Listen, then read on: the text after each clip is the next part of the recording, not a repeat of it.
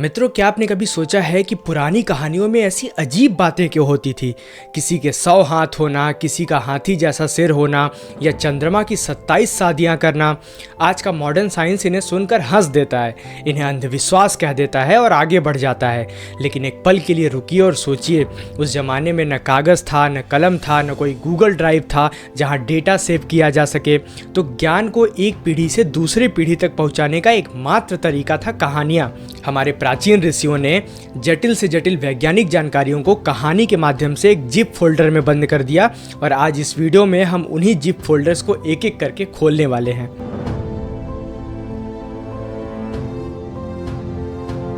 सबसे पहले बात करते हैं चंद्रदेव की। पुराणों के अनुसार चंद्रदेव ने दक्ष प्रजापति की 27 बेटियों से शादी की थी, विवाह किया था और कहानी ये कहती है कि चंद्रमा को रोहिणी से सबसे ज्यादा प्रेम था। बाकी 26 बहनें नाराज हो गई, उन्होंने अपने पिता से शिकायत की और दक्ष ने चंद्रमा को श्राप दे दिया कि वो धीरे धीरे क्षीण होते जाएंगे, यानी उनका आकार घटता जाएगा। अब इसी कहानी को वैज्ञानिक नजर से देखिए। प्राचीन भारतीय खगोल विज्ञान में आसमान को 360 डिग्री के एक घेरे में बांटा गया था और इस पूरे घेरे में 27 मुख्य नक्षत्र आते हैं, अश्विनी से शुरू होकर रेवती तक।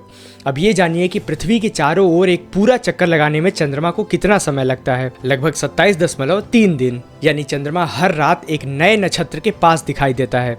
तो उन 27 नक्षत्रों को ही 27 पत्नियां कह दिया। और दूसरी चीज रोहिणी वाली बात, रोहिणी नक्षत्र के पास चंद्रमा की चमक सबसे अधिक प्रभावशाली दिखाई देती है, इसलिए कहा जाता है कि चंद्रमा वहां सबसे ज्यादा समय बिताता है, वहां पर सबसे अधिक प्रेम करते हैं। और जो श्राप की कहानी है कि चंद्रमा घटते घटते खत्म होने लगते हैं, वो दरअसल चंद्रमा के घटते बढ़ते आकार को दर्शाती है, यानी अमावस्या से पूर्णिमा और फिर पूर्णिमा से अमावस्या तक का पूरा सफर। एक और अभी रिसेंट में साइंटिफिक डिस्कवरी हुई है कि चंद्रमा हर साल हमसे कुछ सेंटीमीटर पीछे जा रहा है, मतलब दूर जा रहा है, और करोड़ों साल बाद वो हमसे इतना दूर चला जाएगा कि दिखाई भी नहीं देगा। अब एक पल के लिए सोचिए कि जिस बच्चे को ऑर्बिट और रिवोल्यूशन जैसे शब्द समझ में नहीं आते थे, उसे ये कहानी जिंदगी भर याद रहेगी कि चंद्रमा की 27 पत्नियां हैं और हर एक पत्नी के पास वो एक दिन गुजारते हैं और रोहिणी के पास वो ज्यादा समय व्यतीत करते हैं। ये कोई अंधविश्वास नहीं था, ये हजारों साल पुराना एक डेटाबेस था जहां जटिल खगोलीय जानकारी को एक सीधी सादी कहानी में इस तरीके से छुपाया गया ताकि वो पीढ़ी दर पीढ़ी सुरक्षित रहे।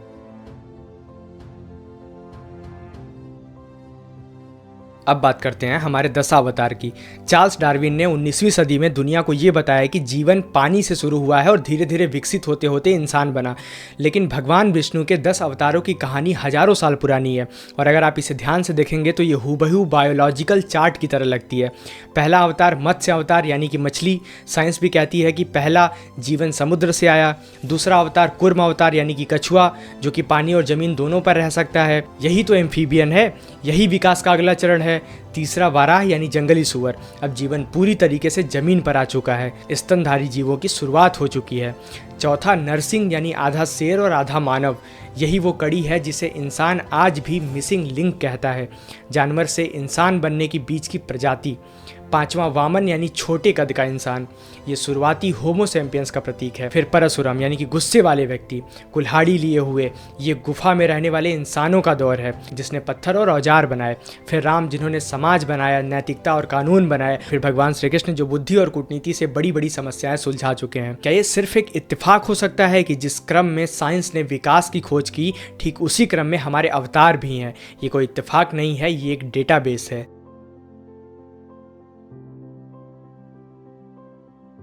अब आते हैं एक ऐसी चीज पर जिसे बच्चे से लेकर बूढ़े तक जानते हैं, हनुमान चालीसा। हनुमान जी ने बचपन में सूरज को फल समझकर निगलने की कोशिश की थी, ये कहानी हम सब जानते हैं। लेकिन तुलसीदास जी ने 16वीं सदी में हनुमान चालीसा में एक ऐसी लाइन लिखी, जुग सहस्त्र योजन पर भानु लील्यो ताहि मधुर फल जानू। अब इस लाइन को गणित के नजरिए से देखते हैं, मैथमेटिक्स के नजरिए से देखते हैं। एक युग यानी 12,000 साल, एक सहस्त्र यानी 1000 और एक योजन यानी 8 मील, ये उस जमाने का माप था। इन तीनों को गुणा करो तो कितना आता है? 12,000 गुणे 1000 गुणे 8, जवाब है 96 मिलियन मील। और मॉडर्न साइंस के अनुसार पृथ्वी से सूर्य की औसत दूरी कितनी है? 93 से 96 मिलियन मील। उस जमाने में कोई नासा नहीं था, कोई टेलीस्कोप नहीं था, फिर भी एक कहानी के जरिए एक सटीक खगोलीय दूरी को हजारों साल तक याद रखा गया। ये किसी बड़े वैज्ञानिक दिमाग का काम नहीं है तो और क्या है? अब आगे जाने से पहले आप ये वीडियो देखिए। चलो तुम सबको बताओ सूर्य ग्रहण कैसे लगता है, बताओ। एक राक्षस था राहु केतु, जब समुद्र मंथन हुआ और उसमें से अमृत निकला तो उस अमृत को सभी देवता आपस में ही बांटने लग गए। और ये बात जब राहु केतु को पता चली तो भेष बदलकर देवताओं के बीच में घुस गया और जैसे उसने अमृत को पिया, चांद भगवान और सूर्य भगवान ने उसका भेद खोल दिया और फिर विष्णु भगवान ने उसका सर धड़ से अलग कर दिया। इसी कारण सूर्य ग्रहण पड़ता है। आकाश में चंद्रमा धरती का चक्कर लगाता है और धरती सूर्य का। ये गलत बोल रहा है सर। धरती सूर्य का चक्कर कैसे लगा सकती है? धरती तो शेषनाग के सर पर विराजमान है।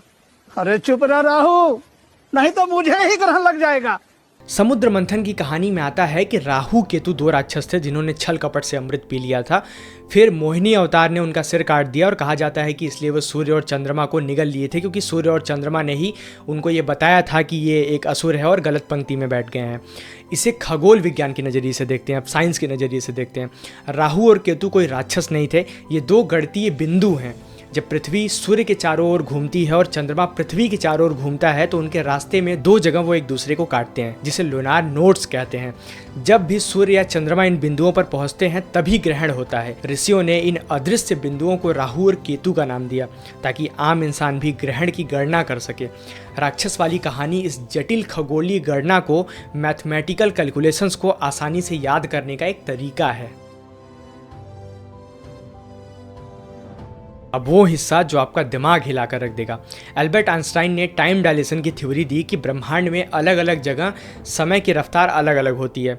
भारी गुरुत्वाकर्षण वाली जगह पर समय धीरे चलता है और सामान्य गुरुत्वाकर्षण में समय सामान्य चलता है। अब पुराणों में ब्रह्मा जी के समय को देखिए, पृथ्वी के 432 करोड़ साल के बराबर।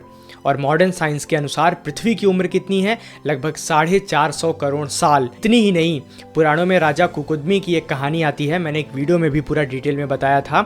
वो अपनी बेटी के लिए वर ढूंढने ब्रह्मलोक गए थे, वहाँ गाना बज रहा था। वो थोड़ी देर रुक गए, जब वापस लौटे तो पता चला कि पृथ्वी पर हजारों साल बीत चुके हैं और उनके सभी सगे संबंधी दुनिया छोड़कर जा चुके हैं, यानी कि उनकी मृत्यु हो गई है। ये सेम वही चीज़ है जो इंटरस्टेलर मूवी में दिखाई गई है। आज से हजारों साल पहले इन कहानियों के माध्यम से हमें समझा दिया गया था, क्योंकि ये बात हमारे पूर्वज जानते थे कि समय स्थिर नहीं है। मित्रों, आप एक पल के लिए सोचिए कि चंद्रमा की 27 आदियाँ, दशावतार की विकास की कहानी, हनुमान चालीसा में सूर्य की छुपी हुई दूरी और ब्रह्मा का ये आइंस्टाइन की टाइम रिलेटिविटी की थ्योरी। समस्या ये नहीं है कि ये कहानियाँ उटपटांग हैं या ये कहानियाँ गलत हैं, ऐसे कैसे हो सकता है।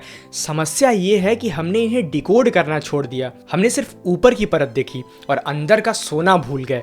एक असली वैज्ञानिक होने का मतलब सिर्फ लैब में बैठना नहीं है, बल्कि अपनी जड़ों में छुपाए हुए गहरे सत्य को खोजना भी है। अगली बार जब आप कोई पौराणिक कहानी सुने तो हंसिएगा मत, बस आप एक सवाल पूछिएगा अपने आप से कि इसमें कौन सा विज्ञान छुपा हुआ है जो हम देख नहीं पा रहे हैं। अगर ये जानकारी आपको पसंद आई तो इस वीडियो को अपने मित्रों के साथ शेयर करिएगा, क्योंकि हमारे संस्कृति और विज्ञान के इस अद्भुत मेल को दुनिया तक पहुंचाना हमारी जिम्मेदारी है। सब्सक्राइब जरूर कीजिएगा और ये भी बताइएगा कि पार्ट 2 में आप कौन सी कहानी का रहस्य जानना चाहते हैं। हर हर महादेव।